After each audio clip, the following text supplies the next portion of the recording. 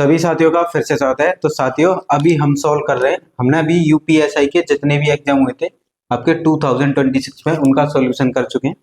अब करेंगे UP constable 25 अगस्त 2024 shift first में पूछा गया ये क्वेश्चन पेपर है और उसके कल हमने कुछ क्वेश्चंस किए थे, आज इसे खत्म करेंगे।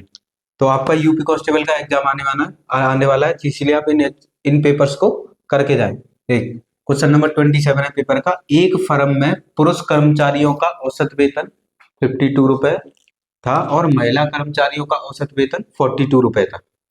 यदि कर्मचारियों का औसत वेतन यानी दोनों को मिला के औसत वेतन कितना था 50 रुपए, तो महिला कर्मचारियों का क्या प्रतिशत था। सिंपल क्वेश्चन है, मिक्सर और एलिगेशन का क्वेश्चन है। देखिए मेल है और फीमेल है, तो देखिए मेल का कितना था औसत वेतन 52 और फीमेल का औसत वेतन कितना था 42।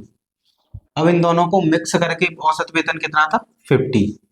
तो मिक्सर एलिगेशन में देखिए मेल का ये था, ये यहाँ पे लिख लिया, फीमेल का यहाँ और मिक्सर का यहाँ पे लिख लिया। अब क्या करेंगे, देखिए इसमें से इसको माइनस कर देंगे तो ये आएगा 2 और एक बार इसमें से इसको माइनस कर देंगे, 50 में से 48 जाएगा तो कितना बचेगा 8। तो यहाँ से रेशियो आ गया मेल और फीमेल का। देखिए 2 से इसे कैंसिल करेंगे, ये 4 टाइम और ये 1 टाइम। ये हो गए मेल, यानी मेल कितने रेशियो हो गए 4 और फीमेल कितनी हो गई 1। अब इन दोनों को प्लस करेंगे तो टोटल कितने हो गए 5। टोटल हो गए 5, उसे डिवाइड में लिखना है। अब इसमें फीमेल का पूछा है, फीमेल रेशियो में कितनी है 1, तो 1 को लिखेंगे ऊपर और मल्टीप्लाई कर देंगे 100। दोनों को प्लस किया, टोटल कितना हो गया 5, उसे डिवाइड में लिखेंगे।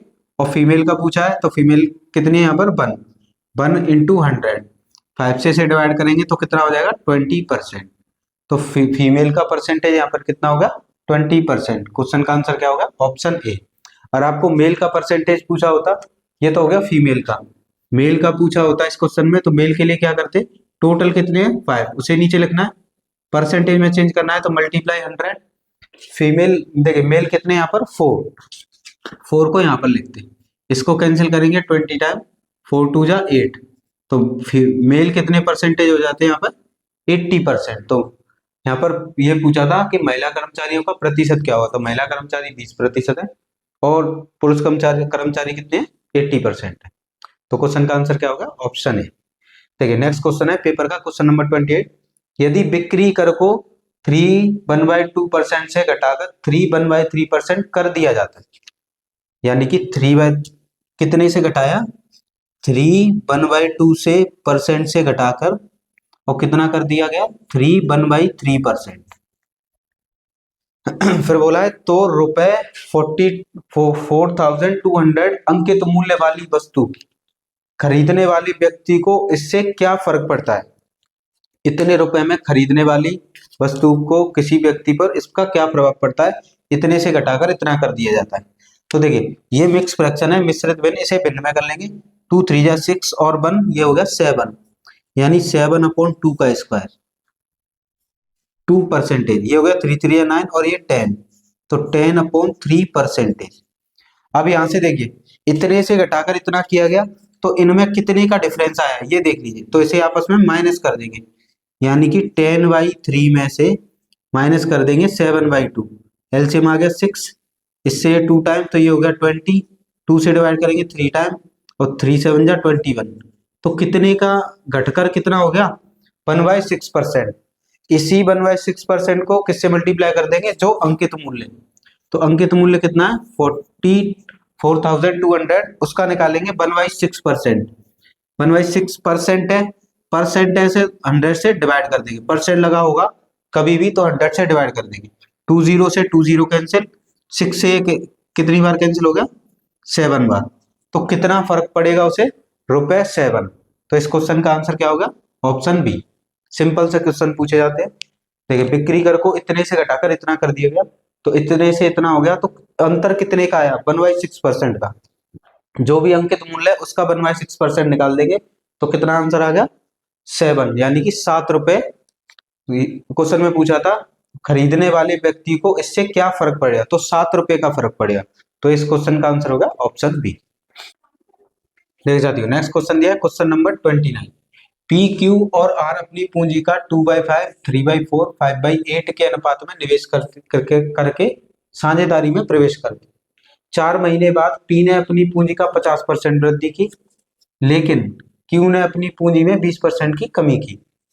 तो एक वर्ष के अंत में 28,210 रुपए कुल लाभ में क्यू का क्या हिस्सा, यानी तीनों को इतना लाभ लिया, तो क्यू का हिस्सा क्या होगा। सबसे पहले आपको ये प्रॉपर रेशियो नहीं दिया है, तो पी, क्यू और आर, इनका एक प्रॉपर रेशियो निकालेंगे। तो ये हो गया 2/5, ये 3/4 और ये 5/8।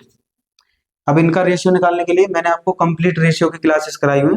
देखिए, कभी भी जो डिवाइड में नंबर आता है उनका लेना है आपको एलसीएम, इनका लेंगे एलसीएम, तो एलसीएम आ जाएगा 40। अब इस सबसे पहले फर्स्ट के डिवाइड में क्या है 5, इस 5 से इस एलसीएम में डिवाइड करेंगे, 8 टाइम जाएगा, 8 का ऊपर मल्टीप्लाई कर देंगे, 8 2 जा 16, यानी पी का जो निवेश था कितने अनुपात था 16। फिर 4 से इसमें डिवाइड करेंगे, 10 टाइम जाएगा, 10 का 3 से मल्टीप्लाई करेंगे 30, ये आ गया क्यू का निवेश। फिर 8 से इसमें डिवाइड करेंगे 5 टाइम, और 5 5 जा 25, ये आ गया आर का निवेश। ये आ गए इनके प्रॉपर रेशियो। अब यहाँ पे सबसे पहले पी का निकालेंगे, पी ने कितने यूनिट निवेश किया। देखिए 4 महीने तक, 4 महीने बाद अपनी पूंजी का 50% वृद्धि की, यानी 4 मंथ तक कितने रेशियो 16 निवेश किया। कब तक 4 मंथ तक, प्लस अब 4 महीने बाद 50% की वृद्धि की, तो देखिए निवेश कितना किया 16, उसका 50% वृद्धि, यानी 50% वृद्धि यानी 150% निकाल देंगे, इससे कैंसिल कर देंगे, 5 से 2 टाइम और 5 से 3 टाइम, फिर 2 से कैंसिल कर देंगे 8 टाइम। ये कब तक किया, देखिए 4 महीने तो यहाँ तक किया, फिर बाकी कितने महीने बचे साल में, 8 महीने और बचे, तो ये हो गया 64, ये 8 3 जा 24, और 24 का मल्टीप्लाई कर देंगे 8 से, तो ये हो जाएगा 64 प्लस 8, इसका मल्टीप्लाई करेंगे तो कितना हो जाएगा 3, 16 और 192, इनको प्लस करेंगे तो ये हो जाएगा 6 और इनको 25, यानी कि पी ने जो निवेश किया वो कितना किया 256 यूनिट। 4 मंथ तक तो 16 यूनिट निवेश किया, फिर 4 मंथ के बाद 50% इंक्रीज कर दिया, तो इसका 150% निकाल दिया 16 का। ये कब तक 8 महीने तक, तो टोटल यूनिट कितनी आ गई 256। फिर बोला हो गया क्यू ने अपनी पूंजी में 20% की कमी की। अब क्यू के ने कितने यूनिट निवेश किया, कब 4 महीने बाद।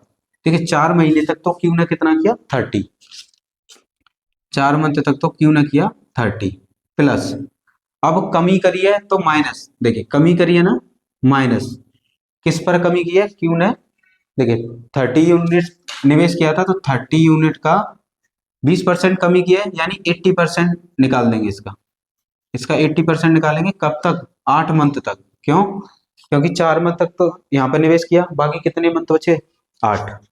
अब ये कैंसिल कर देंगे, इससे कैंसिल हो गया, ये हो गया 4 3 जा 12 120, इसका मल्टीप्लाई करेंगे ये कितना होगा 24, और 24 का 8 से मल्टीप्लाई करेंगे 192, इसे माइनस करेंगे तो माइनस करने पे कितना बचेगा 2, और 9 में से 7, यानी क्यू का निवेश कितना आ गया 72 यूनिट। अब आर के बारे में कुछ नहीं बोला है, तो आर ने, देखिए आर ने कितना निवेश किया था 25 यूनिट, और ये कब तक किया पूरे 1 साल तक, तो इनका मल्टीप्लाई करेंगे तो ये कितना हो जाएगा, देखिए इनका मल्टीप्लाई करेंगे तो ये हो जाएगा 5 12 5 जा 66, ये 24 और 6 300, तो पी का निवेश आ गया 256, क्यू का निवेश आ गया 72, और आर का निवेश कितना आ गया 300। तो यहां से निकालेंगे अब इनके निवेश का अनुपात, यानी कि पी, क्यू और आर। तो पी का निवेश आया 256, और क्यू का निवेश कितना आया, देखिए 4 मंथ तक तो क्यू ने कितना यूनिट निवेश किया था 30, फिर उन्होंने डिक्रीज कर दिया, तो यहां पर इन्हें प्लस करेंगे, प्लस आएगा, तो ये हो गया 2, ये हो गया 1 और ये हो गया 3, ये आंसर है। तो Q का निवेश कितना आ गया 312, और R का निवेश 300। 4 से इसे कैंसिल कर देंगे, 4 6 जा 24, और 4 से इसे कैंसिल कर देंगे, 4 7 जा 28, 4 8 जा 32, 4 से इसे कैंसिल कर देंगे, 4 7 जा 28, 4 5 जा, तो यहाँ से प्रॉपर रेशियो आ गए इनके इंक्रीज डिक्रीमेंट के 1 साल के। P का 1 साल का आ गया 64, Q का 1 साल का आ गया 78, और R का कितना आ गया 75। अब इन तीनों को मिलाकर कितना फायदा हुआ 28,200, यानी इस रेशियो को ऐड करेंगे। और पूछा है क्यू का हिस्सा, क्यू का हिस्सा पूछा है, तो देखिए क्यू का हिस्सा है कितना 78, यानी कि 28,210 में डिवाइड कर देंगे इन सभी को प्लस करके, इन सभी को प्लस करेंगे, ये 12 7 1 कैरी, ये 7 3 या 21 मल्टीप्लाई किसका हिस्सा पूछा है क्यू का, तो क्यू का हिस्सा कितना है 78। अब इसे सॉल्व करेंगे तो 10,075 ये आ जाएगा क्यू का हिस्सा। थोड़ा लॉन्ग क्वेश्चन था, तो ये क्वेश्चन आपके यूपी कांस्टेबल में ही पूछा गया क्वेश्चन है। आप देखिए यहाँ पर आपसे बोला गया था पी क्यू का, सबसे पहले तो ये आपको रेशियो सॉल्व करना था, तो ये रेशियो आ गया था। अब पी क्यू के इनके अलग रेशियो निकालने थे टाइम के अकॉर्डिंग। देखिए पी 4 मंथ तक तो 60 यूनिट निवेश करता है, फिर 50% इंक्रीज कर देता है, तो इसका 50% निकालते कब तक 8 मंथ तक, तो यहाँ से पी का रेशियो आ गया। फिर क्यू 4 मंथ तक तो 30 यूनिट निवेश करता है, फिर डिक्रीज कर देता है यानी कम कर देता है 20%, तो इसका 20% कम कर दिया कब तक 8 मंथ तक, क्योंकि 4 मंथ तो यहाँ चले गए, 8 मंथ का ये हो गया, तो कितना होगा 312। आर के बारे में कुछ नहीं बोला, यानी आर ने 25 यूनिट कब तक लगाई है पूरे 1 साल तक। यहाँ से इनका रेशियो आ गया पी क्यू और आर का। अब पी क्यू आर को कुल लाभ इतना हो रहा है, तो इनको प्लस करके 217 से डिवाइड कर दिया टोटल में, और क्यू का हिस्सा पूछा है इसमें मल्टीप्लाई कर दिया, तो इसका जो आंसर आया है, आंसर कैंसिल आउट करके आएगा 140, 10,140 रुपीज। तो ये हो गया क्वेश्चन का आंसर। नेक्स्ट क्वेश्चन दिया है एक मिश्रण में, क्वेश्चन नंबर 37 है, एक मिश्रण में दूध और पानी का अनुपात इतना है। तो कभी भी मिश्रण का क्वेश्चन आता है, देखिए मिल्क और वाटर है, दूध और पानी का अनुपात पहले अनुपात है 3:7। यदि इस मिश्रण में 10 लीटर पानी मिला दिया जाता है, मिलाया क्या जा रहा है पानी, यानी कि वाटर मिक्स कर दिया गया, और वाटर की आपको क्वांटिटी दे रखी है कितनी 10 लीटर, तो इसका नया अनुपात इतना हो जाता है, तो नया अनुपात हो जाता है 1:3। तो दूध की प्रारंभिक मात्रा बताइए। देखिए मिश्रण का कभी भी क्वेश्चन आता है तो आपको ये देखना है मिलाया क्या जा रहा है, तो मिलाया क्या जा रहा है यहाँ पर पानी, तो दूध की मात्रा सेम कर लेंगे। देखिए यहाँ दूध 3 अनुपात है, यहाँ 1 अनुपात है, तो यहाँ मल्टीप्लाई कर देंगे 3 से, तो इनका नया अनुपात आ जाएगा मिल्क और वाटर का 3:7। अब 3 का मल्टीप्लाई करेंगे, 3 बन जा 3 और 3 3 जा 9। अब ये दूध का अनुपात हो गया सेम, तो यहाँ पर देखिए वाटर पहले 7 था, अब कितना हो गया 9, यानी कितना मिलाया गया अनुपात में 2 यूनिट, और 2 यूनिट की वैल्यू कितनी दी है 10 लीटर। इससे ये कैंसिल कर देंगे, तो 1 यूनिट की वैल्यू यानी एक इकाई का मान कितना आ जाएगा 5 लीटर। अब क्वेश्चन में पूछा है दूध की प्रारंभिक मात्रा, तो देखिए प्रारंभिक मात्रा कितनी थी 3 यूनिट, यानी आपसे 3 यूनिट की वैल्यू पूछी है, और 1 यूनिट की वैल्यू जो आई है उसका 3 से मल्टीप्लाई कर देंगे, तो 3 5 जा 15 लीटर, यानी मिल्क पहले कितना था 15 लीटर। तो इस क्वेश्चन का आंसर क्या होगा ऑप्शन ए। तो सिंपली कभी ऐसा क्वेश्चन आता है मिश्रण का, जो चीज मिलाई जा रही है उसके अलावा जो दूसरी चीज है, देखिए वाटर मिलाया जा रहा था तो मिल्क को क्वांटिटी को सेम कर लिया, यहाँ से आपको ये पता चल गया वाटर पहले 7 है अब 9 हो गया, यानी कितना बनाया गया यूनिट में 2 यूनिट, जिसकी वैल्यू लीटर में कितनी थी 10 लीटर, इससे डिवाइड कर दिया तो कितना आ गया 5 लीटर, 1 यूनिट की वैल्यू को यहाँ पर पुट कर दिए, कुछ भी पूछा हो उसमें पुट कर देंगे आंसर आ जाएगा।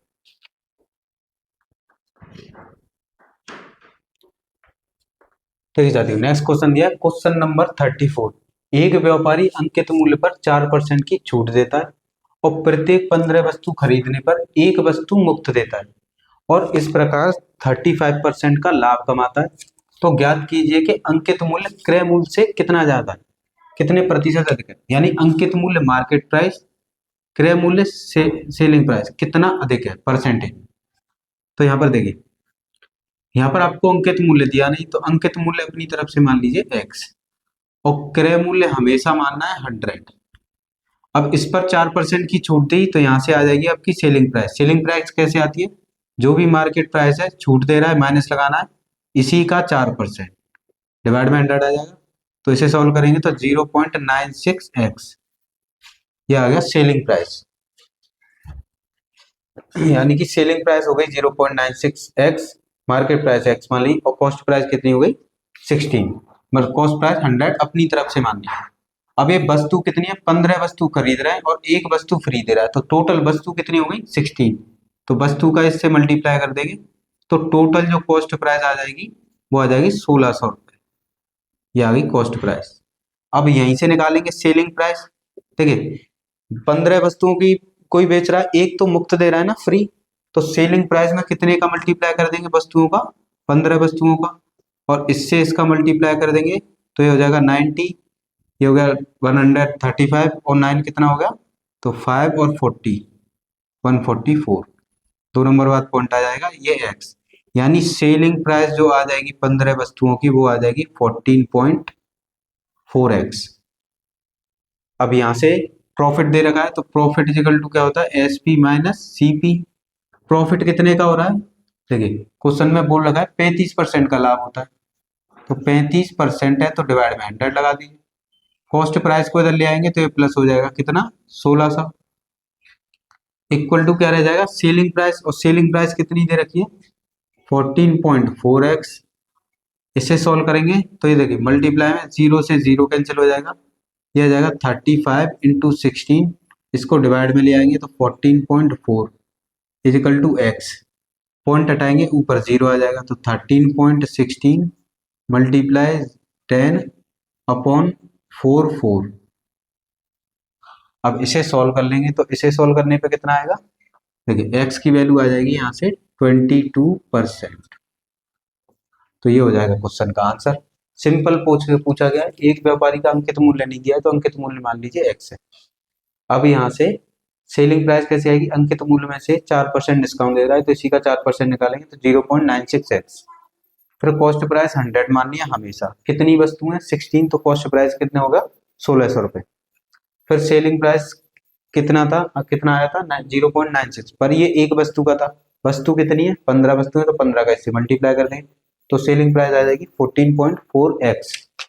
प्रॉफिट कितने का हो रहा है 35% का, तो प्रॉफिट यहाँ से 35%, कॉस्ट प्राइस को उधर ले और सेलिंग प्राइस है तो यहाँ से x की जो वैल्यू आएगी वो कितनी आएगी 22।